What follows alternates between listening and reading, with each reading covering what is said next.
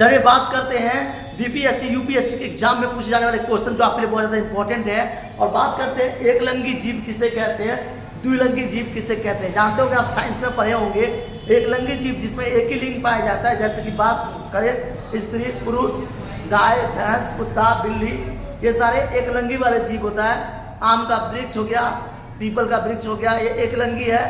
अगर द्विलिंगी की बात करें तो द्विलिंगी में आपका दो लिंग निर्धारित करता है। जैसे कि अगर बात करते हैं गुलाब का पौधा या केचुआ, अन्य जीव, ये सारे जो होते हैं वो द्विलिंगी में आते हैं। तो जानते हैं एक लिंगी का क्या अर्थ होता है। एक ऐसा जीव जिसमें एक ही लिंग पाया जाता है उसे एक लिंगी कहते हैं। यानी एक ऐसा जीव वह जीव होता है जिसमें कि बच्चे पैदा करने के लिए एक ही लिंग पाया जाता है, जिसमें एक ही लिंग पाया जाता है उसे एक लिंगी कहते हैं। जैसे नर या मादा। अगर हम बात करें नर और मादा के बारे में तो नर का अर्थ होता है पुरुष और मादा का अर्थ होता है स्त्री। याद रखिएगा, स्त्री में एक लिंग होता है और मादा में यानी पुरुष में भी एक लिंग होता है, जिसे सेक्सुअल रिप्रोडक्शन के आधार पर बच्चे का जन्म होता है, जिसे हम आम भाषा में कहते हैं प्रजनन। याद रखिएगा, प्रजनन। प्रजनन का अर्थ होता है हमारा संतति पैदा करना। यानी संतति का मतलब होता है आपका, याद रखना है, संतति मतलब होता है हमारा बच्चा पैदा करना, जिसे कहते हैं जन्म देना। आम भाषा में कैसा होता है, जन्म देना।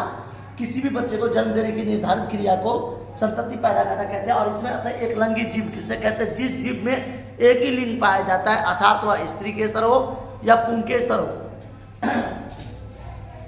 एक लिंगी जीव में कौन कौन से जीव आते हैं, तो एक लिंगी जीव में जो है गाय आ गया, भैंस आ गया, याद रखना है, हाथी आ गया, मानव आ गया, जंतु आ गया, पक्षी आ गया, या अन्य पशु पक्षी या अन्य जीव ले लेंगे तो वह एक लिंगी में आ जाएंगे। एक लिंगी में जिसमें एक ही लिंग को प्राप्त किया जाता है। गाय देखे होंगे, गाय का जो है वो किसी बैल के साथ या किसी सांड के साथ रिप्रोडक्शन होता है, उसके बाद जो है बछड़ा या बच्चा जन्म लेता है। ये होता है, ये दोनों क्रिया करते हैं आपस में, मध्यवर्ती क्रिया जो होता है आपस में करने से ही बच्चे का जन्म होता है। और ये प्राकृतिक का नियम है कि पृथ्वी पे भार संतुलन बनाए रखने के लिए एक जीव जब जन्म लेता है तो दूसरा जीव मरता है। मरना और जीना ये प्राकृतिक का सौंदर्य है। मैं आपको बात करते हैं गुलाब के पौधे के बारे में कि गुलाब का पौधा जो है वो एक लिंगी जीव है।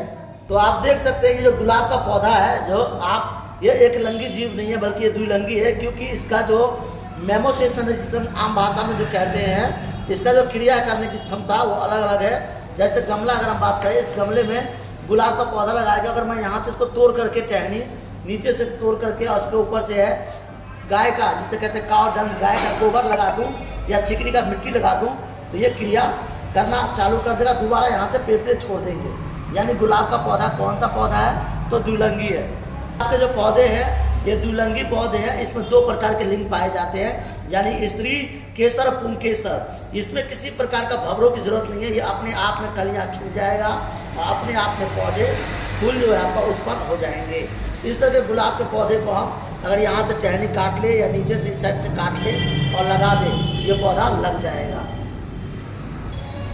तो इस तरह से एक लिंगी जीव में गाय भैंस हाथी ये सारे पशु पक्षी आते हैं। द्विलिंगी पुष्प क्या होते हैं, एक ऐसा जीव जिसमें दो ही लिंग धारण करते हैं उसे द्विलिंगी कहते हैं। जैसे कि पादप हो गया, पुष्प हो गया, गुलाब हो गया, चमेली हो गया, ये सारे द्विलिंगी जीव है जिसमें दो लिंग पाया जाता है।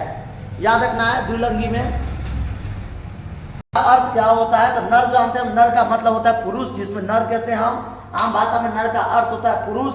और मादा का अर्थ क्या होता है, तो मादा के बारे में अगर हम बात करते हैं तो मादा जो होता है हमारा, वो मादा जो होता है उसमें हम स्त्री को कहते हैं मादा। ये नर और मादा की क्षमता अगर हम देखें तो ये होता है एक्स वाई और एक होता है एक्स, याद रखना आपका एक्स। अगर एक्स लड़की का मिल गया, लड़का लड़की का एक्स मिल गया तो लड़की होगा, और एक्स मिल गया तो आपका जो है एक्स वाई मिल गया तो आपका लड़का हो जाएगा।